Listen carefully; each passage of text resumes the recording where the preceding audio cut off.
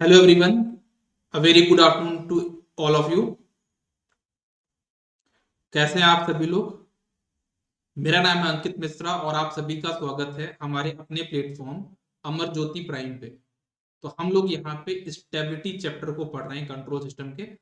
और stability chapter में हम लोगों ने क्या पढ़ लिया अभी तक हमने सबसे पहले स्टेबिलिटी के बारे में बताया कि हम स्टेबिलिटी कैसे डिफाइन कर सकते हैं। हमारे पास कोई भी एक सिस्टम है, या तो वो स्टेबल होगा, या तो फिर वो अनस्टेबल होगा, या फिर आपका वो जस्ट स्टेबल होगा। स्टेबल कब बोलते हैं?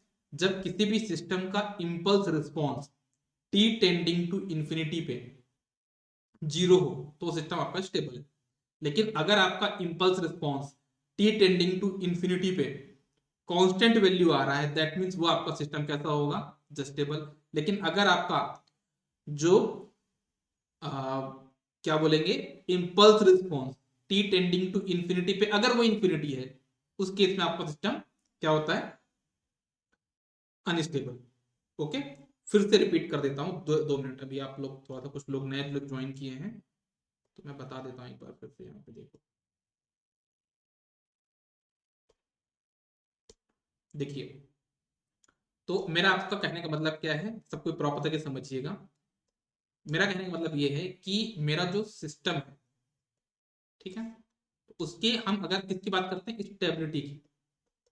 अगर हम उसकी स्टेबिलिटी की बात करते हैं तो वो सिस्टम या तो क्या होगा? वो स्टेबल होगा, या तो वो आपका अनस्टेबल होगा, या फिर वो आपका जस्टेबल होगा। तीन ही केस बन सकते हैं ना, तीसरा के अलावा कोई दूसरा केस नहीं बनेगा, ये तीन ही केस बनेंगे, या तो स्टेबल, अनस्टेबल, या तो फिर जस्टेबल। स्टेबल हम कब बोलते हैं सिस्टम को?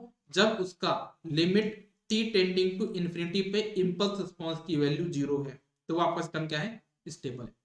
लेकिन अगर यहीं पे limit t tending to infinity की वैल्यू, इंपल्स रिस्पांस की वैल्यू अगर इनफाइनाइट है, तो आपका सिस्टम अनस्टेबल है। लेकिन यही limit t tending to infinity पे इंपल्स रिस्पांस की वैल्यू अगर यहाँ पे कांस्टेंट आ रही है, तो उसको मैं बोलता हूँ आपका क्या सिस्टम, आपका कैसा होगा? जस्टेबल होगा। तो ये चीजें मैंने आपको बताई थी। फिर मैंने आप बताया था कि हमारा जो सिस्टम स्टेबल होता है उसकी भी कुछ कैटेगरी है। एक होता है एब्सोल्यूट, मतलब वो किसी पे डिपेंडेंट नहीं होता भाई, वो स्टेबल है तो है। जैसे आपका, आप ये सोचो कि आप यहाँ पे हो, ठीक है, आप हो यहाँ पे, आपका जो कैरियर है ना, उसमें तीन ऑप्शन बन सकते हैं। आगे चल के आपका जो कैरियर होगा उसमें तीन ऑप्शन है। क्या? या तो आपकी गवर्नमेंट जॉब लगेगी, या तो आपकी गवर्नमेंट जॉब नहीं लगेगी, प्राइवेट लगेगी, या वाली प्राइवेट लगेगी या तो नहीं लगेगी। तीन ऑप्शन है ना। या तो आप जॉब करोगे आगे चल के फ्यूचर में, मतलब गवर्नमेंट जॉब करोगे, या फिर आप जॉब नहीं करोगे, या फिर आपका गवर्नमेंट जॉब करोगे। ठीक, तो तीन ऑप्शन बन रहे हैं। ये वाली जो जॉब है ना, इसमें भी आपका क्या, जो जॉब होती है ना, ये एब्सोल्यूट स्टेबल होती है, मतलब कि आपका रिस्पॉन्स कैसे भी रहे, है ना, वो आपका स्टेबल है। लेकिन कुछ जॉब ऐसी होती हैं जहां पे आपकी सिस्टम की स्टेबिलिटी डिफाइन करती है आपके रिस्पॉन्स के ऊपर। मतलब बोला था ना कि अगर आपकी के की वैल्यू इतने से इतनी है, 0 से लेकर 10 है, तो वह आपका होता है क्या? Conditionally stable. ये भी स्टेबिलिटी का टाइप है। मतलब सिस्टम स्टेबल तो है, बट इतने रेंज के लिए। सभी आजकल एक वैकेंसी है ना, अग्निवीर, है ना, आर्मी में जो वैकेंसी है, बोलते हैं ना कि इतने से इतने एज के लिए आपको वो हायर कर लेंगे, तो वो भी स्टेबल तो है, बट कंडीशनली स्टेबल है। एक थर्ड आपकी वैकेंसी होती है, मतलब आपका जो यहाँ पे स्टेबिलिटी होगी, जिसको हम बोलते हैं आपका कौन सी stability? That is called as आपका, कोई बता सकता है कौन सी स्टेबिलिटी बोलते हैं हम उसको? दैट इज कॉल्ड एज, क्या था? क्या था यार वो? जो थर्ड स्टेबिलिटी का टाइप था वो क्या था? Relative stability, yes.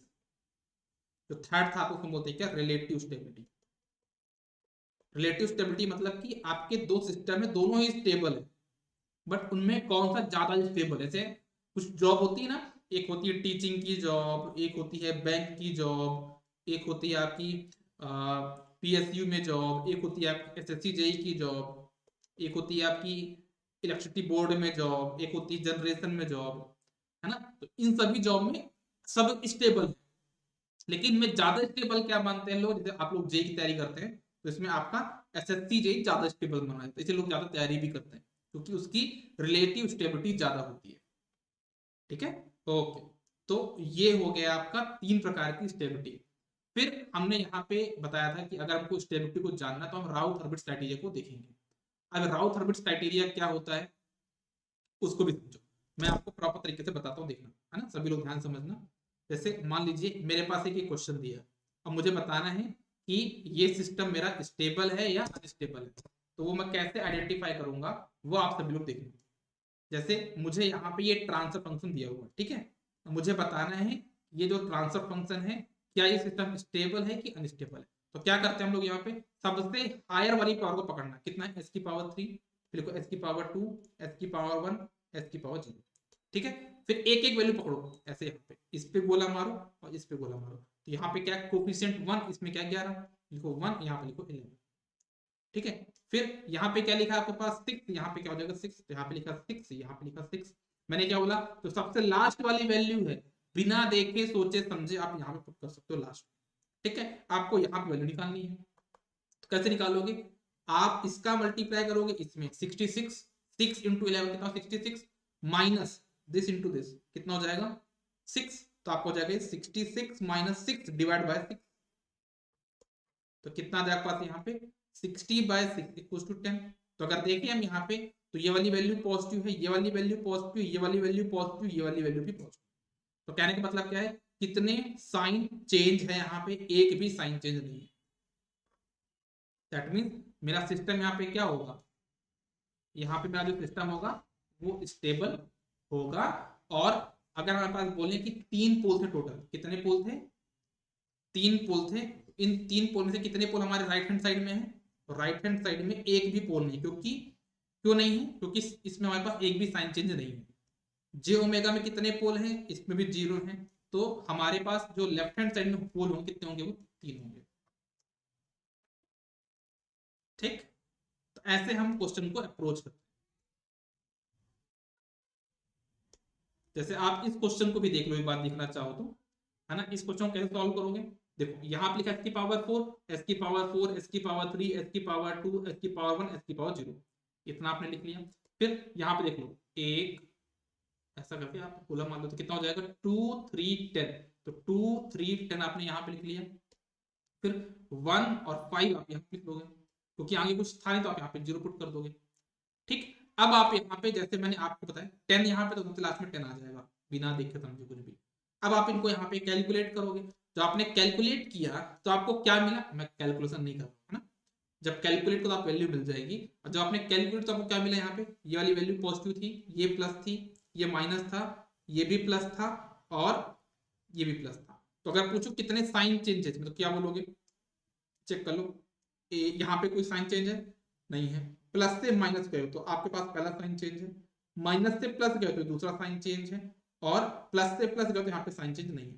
तो टोटल यहाँ पे कितने साइन चेंज देखने को मिले हमको, 2 साइन चेंज देखने को मिले। 2 साइन चेंज मतलब कि 4 पोल में से 2 पोल कहाँ चले गए आपके पास, राइट हैंड साइड में, जो में पे कितने होंगे 0, और लेफ्ट हैंड पे कितने होंगे आपके 2। तो ये हमारा क्वेश्चन सॉल्व हो गया। किसी को यहां तक कोई डाउट हो तो बताओ जरा, किसी को अगर कुछ यहां तक डाउट हो, समस्या हो तो पूछ सकता है। समझ में आ रहा है प्रिंस, सिद्धार्थ, राहुल, कल्पना, क्षितिज, प्रियेश, बोलो कोई समस्या यहां तक, कोई दिक्कत, क्या हो गया भाई,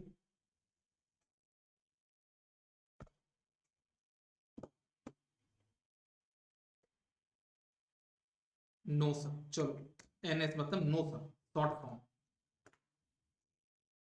फाइन, आगे बढ़ते हैं। ठीक है, देखो देखो,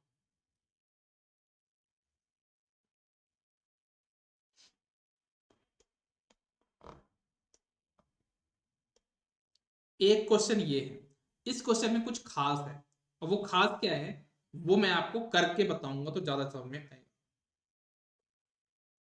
ये आपके सामने यहाँ पे ये देखिएगा,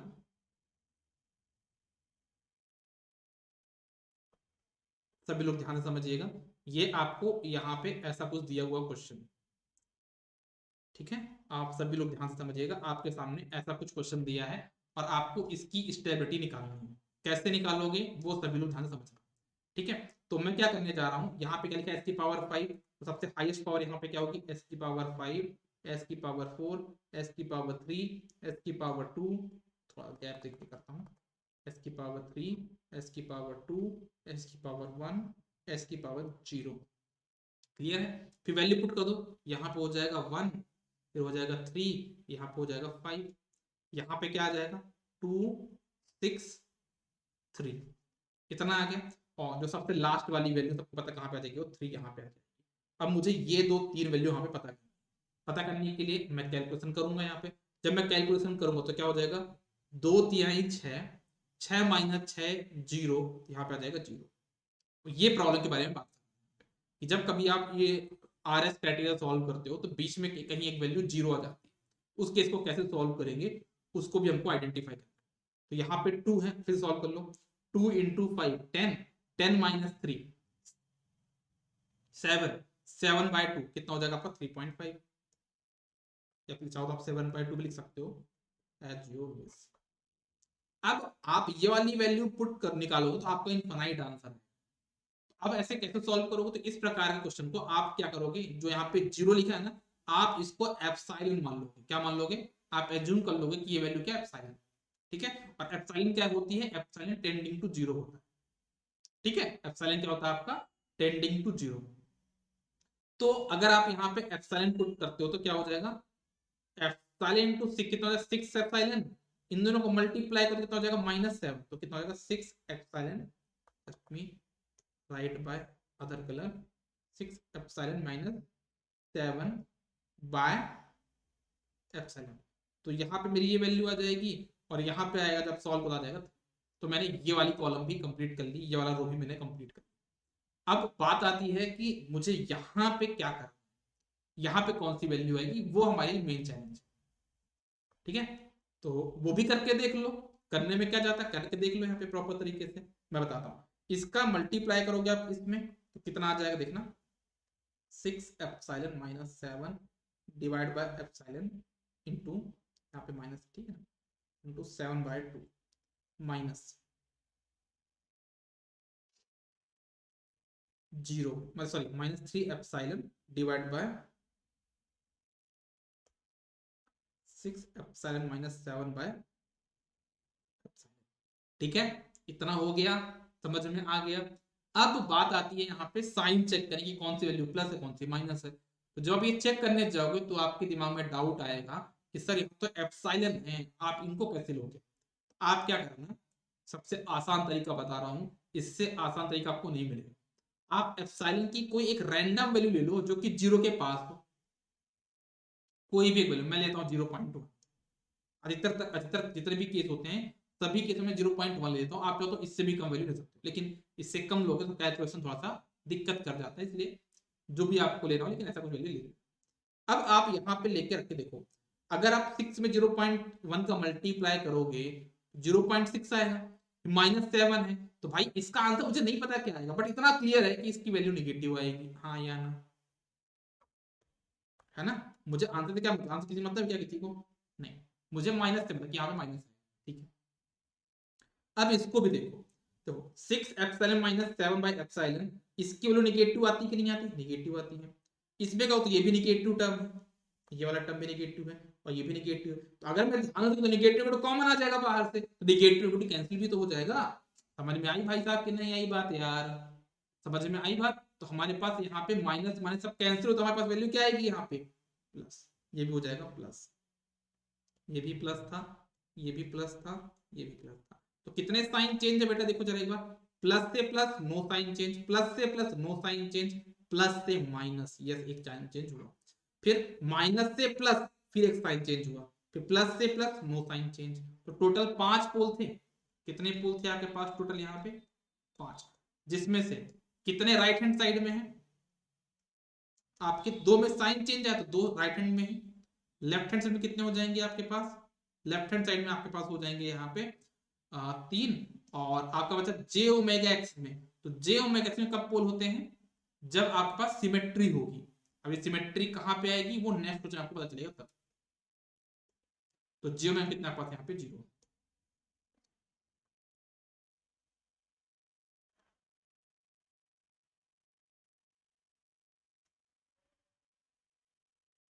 थ्री के साथ एप्सिलॉन नहीं आएगा। थ्री के साथ एप्सिलॉन कहां आएगा? सबसे लास्ट वाले नहीं आएगा ना वहां पे। वहां पे कैसे आएगा एप्सिलॉन? आप मैं समझ गया, आप ये वाली वैल्यू के लिए पूछ रहे हैं ना, यहाँ पे 3 एप्सिलॉन आएगा, आप ये पूछ रहे हैं तो करके देख लो ना। इसका मल्टीप्लाई इसमें किया, कितना हो जाएगा? 3 एप्सिलॉन माइनस कितना हो जाएगा यहाँ पे? 0 divide by epsilon. Epsilon cancel होगा तो 3 बचेगा ना।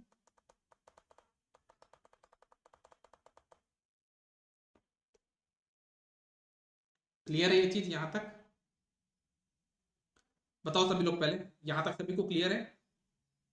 एक और कॉन्सेप्ट बचा है इसमें जो कि बड़ा इंपॉर्टेंट कॉन्सेप्ट है, उसको भी समझना बहुत इंपॉर्टेंट है हमारे लिए।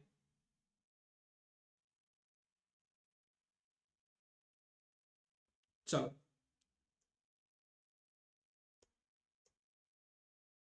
तो ये मैंने क्वेश्चन को सॉल्व किया प्रॉपर तरीके से। प्लस है, देखो आप यहाँ पे चाहो तो देख लो, प्लस आ रहा है यहाँ पे ही प्लस आ रहा है, प्लस यहाँ पे माइनस है, यहाँ पे प्लस है, यहाँ पे प्लस है। फिर अब आती है यहाँ पे डिफिकल्टी, कि हम जब आर एस टेबल को सॉल्व करें तो हमको कुछ डिफिकल्टी देखने को मिलती है, जिनमें से पहली डिफिकल्टी के बारे में हम देख चुके हैं। डिफिकल्टी वन क्या है? जब कोई एक एलिमेंट फर्स्ट कॉलम का आपका 0 हो जाए, जो कि हमने अभी तक सॉल्व किया। उस केस में आपको क्या करना होता है कि जो आपका 0 उसको आप एप्सिलॉन से क्या कर दोगे? रिप्लेस कर दोगे। रिप्लेस 0 बाय 0 प्लस, मतलब एप्सिलॉन से रिप्लेस कर दोगे। वहां पे एज्यूम कर लेना एप्सिलॉन की वैल्यू क्या है? 0.1, या फिर आपको मन करे तो उससे भी छोटी वैल्यू को एज्यूम कर लेना। तो दूसरी बात होती है आपके पास, जिसमें हम बोलते हैं, जो दूसरी डिफिकल्टी होती है इसको हम बोलते हैं कि आपका पूरी की पूरी रो 0 हो जाए। अभी जो हमारे पास प्रॉब्लम थी उसमें क्या था कि आपका फर्स्ट कॉलम का कोई भी एलिमेंट आपको 0 हो रहा है, तो आपको ये काम करना है। लेकिन अगर आपकी पूरी की पूरी रो ही 0 हो जाए तो उस केस में आपको कुछ एक्स्ट्रा कॉन्सेप्ट समझना पड़ेगा। कैसे, वो मैं बताता हूं। उस केस में आपको क्या, जैसे आप ये मानो कि आप कोई टेबल सॉल्व कर रहे थे और एस की पावर 3 यहां पे था, उसके सामने आपके पास क्या हुआ? एस की पावर 3 में सारे के सारे एलिमेंट 0 हो गए। तो क्या करना है आपको? उसके ऊपर जाके देखना है एस की पावर 3 के ऊपर क्या रहा होगा? एस की पावर 4। तो एस की पावर 4 को हम बोलते हैं रो ऑफ ऑक्सिलरी इक्वेशन। दो चीज समझना है, रो ऑफ 0 हम किसको बोलते हैं? रो ऑफ 0 उस रो को बोलते हैं जिसके सारे के सारे रो 0 हो गए। और उसके जस्ट ऊपर वाले को हम क्या बोलते हैं? Row of auxiliary equation. जैसे एग्जांपल के तौर पे देखा जाए, सबको ध्यान समझना, ये आपकी एस की पावर, ये आपका क्या, एस की पावर 5, एस की पावर 4, 3, 2, 1, 0, ये लिख लिया मैंने। अब आपके पास यहां पे अगर ध्यान से देखो, एस की पावर 3 में सारे के सारे एलिमेंट आपके पास क्या हो गए? 0। तो इसको हम बोलते हैं रो ऑफ 0। और इसके जस्ट ऊपर वाली जो रो है उसको हम बोलते हैं क्या? आपका रो ऑफ ऑक्सिलरी इक्वेशन। ये आप सभी को समझना बहुत जरूरी है। रो ऑफ 0 क्या होता है, रो ऑफ ऑक्सिलरी इक्वेशन क्या होता है, समझना बहुत जरूरी है। रो ऑफ 0 किसको बोलते हैं? जो हमारे टेबुलेशन मेथड में है ना, हमारे टेबुलेशन मेथड में जिस भी रो में सारे एलिमेंट 0 हो गए हैं उसको बोलते हैं रो ऑफ 0। और उसके जस्ट ऊपर वाली जो रो होगी उसको बोलते हैं रो ऑफ ऑक्सिलरी इक्वेशन। तो ये जो एग्जांपल दिया मैंने, यहाँ पे रो ऑफ 0 क्या हो जाएगा? 3 एस की पावर 3, और रो ऑफ ऑक्सिलरी इक्वेशन क्या हो जाएगा? एस की पावर 4। अब बात आती है यहाँ पे कि आपको ऑक्सिलरी इक्वेशन लिखनी क्या है। जैसे यहाँ पे सारे एलिमेंट आपके 0 आ गए, सॉल्व करने पे मान लो कुछ भी किया आपने, यहाँ पे सॉल्व आ मतलब 0 0 आ गए। तो आपको करना क्या है? आपको ऑक्सिलरी इक्वेशन लिख लोगे आप, यहाँ पे क्या है आपका? 4 3 2, यहाँ पे लिखा एस की पावर 4। तो 4 का इसमें मल्टीप्लाई करोगे तो कितना हो जाएगा? 4 एस की पावर 4, हाँ या ना? हाँ। प्लस 4 एस की पावर 4 आपने इतना लिख लिया, प्लस फिर आपको क्या करना है? यहाँ पे एक टर्म गायब कर दो, एस की पावर गायब कर दो, क्या बचेगा? 2। तो आप क्या करोगे? 3 इंटू एस की पावर 2, 3 इंटू एस की पावर 2, फिर एस की पावर को गायब कर दो, ठीक है, बचेगा आपके पास डायरेक्ट कांस्टेंट 2। तो आप ऐसे यहाँ पे बना लोगे कि आपकी ऑक्सिलरी इक्वेशन कैसे बनाओगे देखना। यहाँ पे 4 था, यहाँ पे 3 है, यहाँ पे 2, यहाँ पे एस की पावर 4 था, एक को छोड़ दो, तो यहाँ पे x की पावर 4 हो गया, यहाँ पे हो जाएगा x की पावर 3 नहीं होगा, x की पावर 2 होगा, यहाँ पे क्या होगा x की पावर 1 नहीं होगा, x की पावर 0 होगा। मतलब आप इनको सॉल्व कर दो तो क्या हो जाएगा 4s4 plus 3s² plus 2 plus 2 equal to 0। ये हमारी बन जाएगी ऑक्सिलरी इक्वेशन। और हम क्या करेंगे, इस ऑक्सिलरी इक्वेशन को डिफरेंशिएट करेंगे। क्या करेंगे, डिफरेंशिएट। और जो भी कोफिशिएंट होते हैं हमने डिफरेंशिएट किया, कितना है 16 6 0, उसको हम यहाँ पे पुट कर देंगे 16 6 0, हम यहाँ पे उसको रिप्लेस कर देंगे।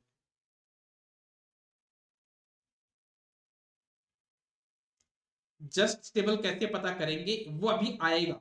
जो अभी तक जितना मैंने कॉन्सेप्ट बताए हैं उनमें जस्ट टेबल कोई कैटेगरी थी ही नहीं, या तो स्टेबल था या तो जस्ट अनस्टेबल था। अभी आपके पास केस आएंगे जहां पे आपका जस्ट टेबल आएगा। डिफिकल्टी नंबर 2 जब आपको देखने को मिले वो सिस्टम आपके क्या हो सकते हैं, जस्ट टेबल। समझ में आई बात क्या बोला मैंने? जब आपका डिफिकल्टी नंबर 2 देखने को मिले तब उसके चांस होते हैं जस्ट टेबल होने के। ठीक है, देखो तो आप कैसे सॉल्व करोगे, मैं एक क्वेश्चन के थ्रू बताता हूं आपको प्रॉपर तरीके से। ये होता है रो ऑफ जीरो, क्यों आता है, जस्ट बिकॉज ऑफ सिमेट्रिकल पोल। इसका मीनिंग मैं आपको आगे बताऊंगा। इसका मतलब ये होता है कि अगर दो पोल लेफ्ट में है, दो पोल राइट में है, अगर दो पोल ऊपर हैं, दो पोल नीचे हैं, अगर एक पोल ऊपर है तो एक पोल नीचे है, अगर एक पोल लेफ्ट में तो एक पोल राइट में है, एक अगर ऊपर है, दो अगर ऊपर है तो दो यहाँ पे नीचे भी है। इसको हम बोलते हैं सिमेट्रिकल पोल। जब कभी हमारे पोल की लोकेशन इस प्रकार से होती है तब जाके आपको रो ऑफ जीरो देखने को मिलता है।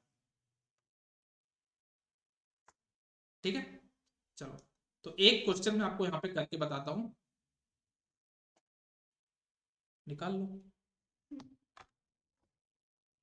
आराम से आराम से आराम। एक मिनट एक मिनट एक मिनट एक मिनट एक मिनट एक मिनट।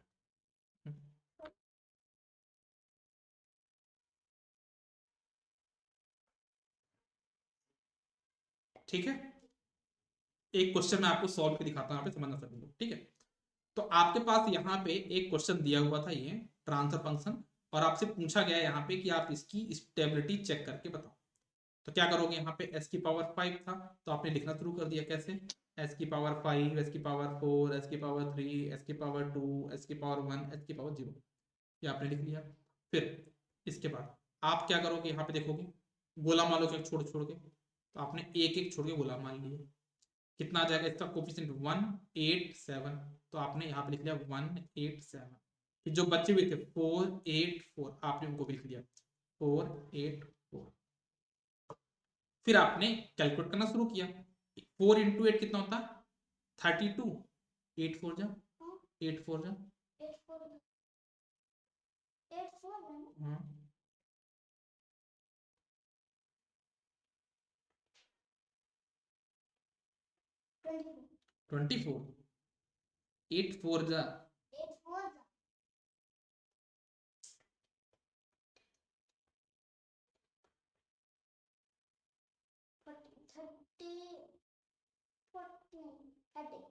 33 32। बाल किलो क्यों तुम्हारे, क्यों, कौन किया है, कौन सा वाला शैम्पू, किससे पूछ के किए हो, अपने से कर लिए, मोमबत्ती।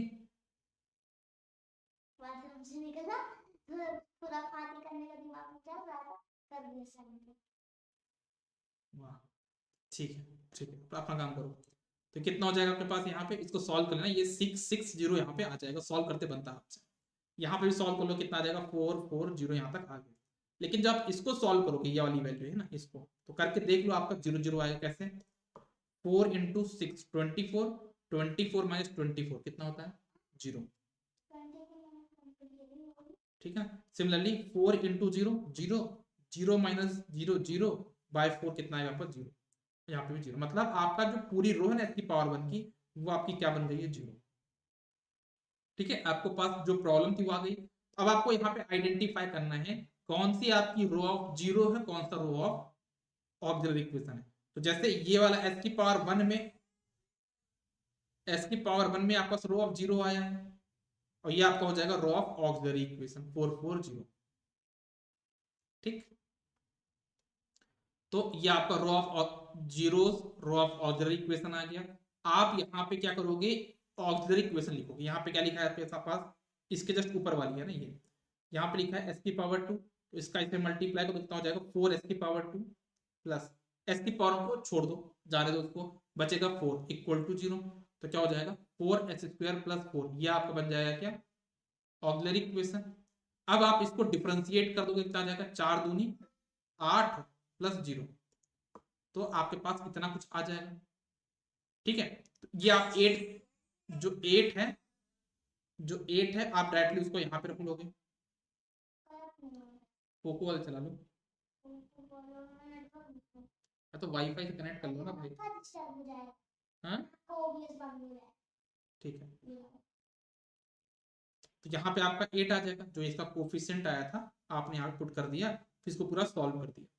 ठीक है, अब इसके बाद ये सिस्टम स्टेबल है कि अनस्टेबल, ये आप टेबल तो बना लोगे ना, टेबल बन गई। अब इसके बाद मेन चैलेंज शुरू होता है। कैसे देखना, आपको देखना है, यहाँ पे एक टेबल बनाना है। मैं आपको 2 मिनट के लिए यहाँ पे मैं गायब हो जाता हूँ। ठीक है, तो मैं यहाँ पे 2 मिनट के लिए गायब हो जाता हूँ और फिर आपसे दिखाता हूँ। एक मिनट मैं साइड में हो जाता हूँ, देखता हूँ अगर पॉसिबल होगा तो। गायब होना पड़ेगा कि मैं सामने आ रहा हूँ ना। अब चलो, अब सही रहेगा। देखो, तो अब यहाँ आवाज नहीं आ रही, ठीक है ना, कुछ और देख लो, कुछ और कर लो उसको। तो उसको रख दो ना, कुछ और नानी का टैब ले आओ, मम्मा का फोन ले लो।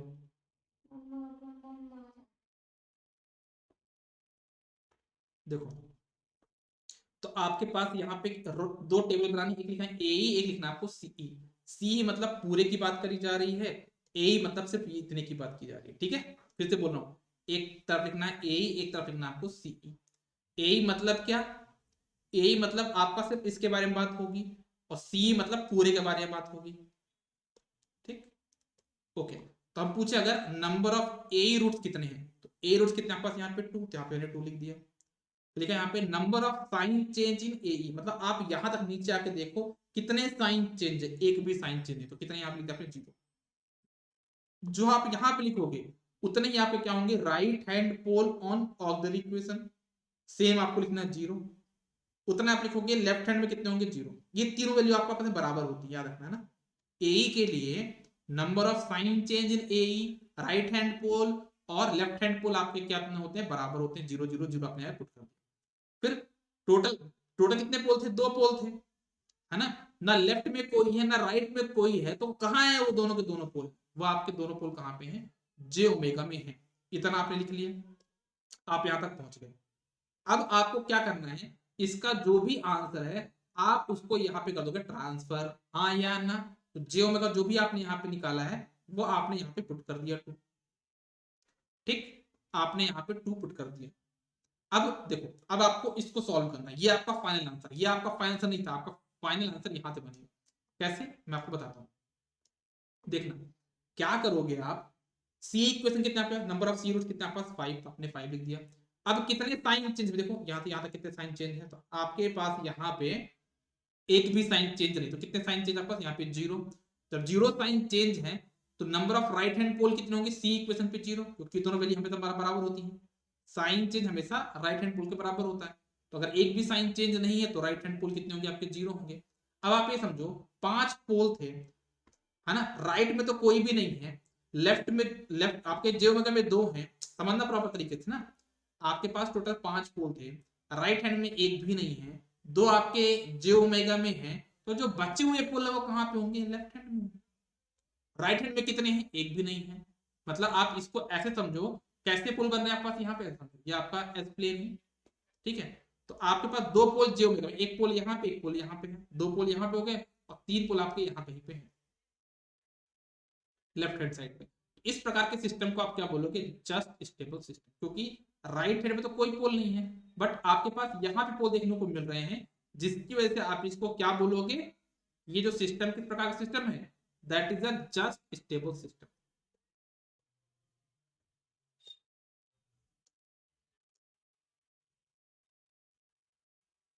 सर एक बार माय क्वेरी की रिप्लाई कर दीजिए। सर हम ये बोल सकते हैं ROZ मतलब रो ऑफ जीरो हमें जस्ट स्टेबल और अनस्टेबल के केस में ही मिलेगा। जस्ट स्टेबल अनस्टेबल के केस में ही मिलेगा। Yes you can say, yes you can say.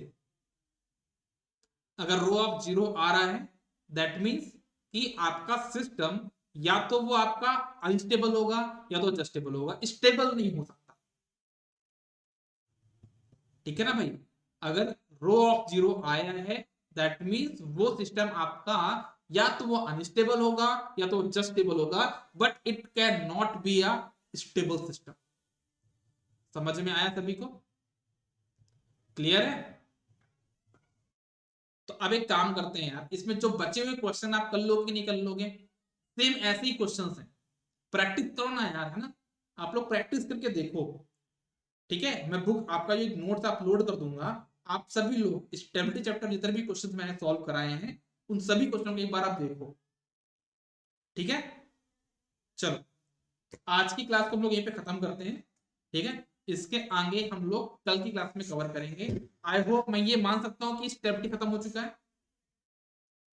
क्यों भाई, कि कल मुझे फिर से कराना है स्टेबिलिटी, कुछ क्वेश्चन वगैरह और कराने हैं, या मैं ऐसा मान के चलो कि हाँ स्टेबिलिटी खत्म हो गया? बोलो, मैं ये मान के चलूं कि स्टेबिलिटी खत्म हो गया? क्वेश्चन प्रैक्टिस कर लोगे या फिर एक काम करना, है ना, क्वेश्चन की प्रैक्टिस करो, जो जो क्वेश्चन में डाउट हो वो क्वेश्चन रेडी लेके बैठना मेरे साथ में। ठीक है, जिन जिन क्वेश्चन में डाउट है वो सभी क्वेश्चन आप लोग रेडी रखना। चलो ओके, आप लोग ग्रुप पे मैसेज कर दीजिएगा। तो चलो आज के लिए बस इतना ही, बहुत बहुत धन्यवाद, good day, all the best, take care, bye bye.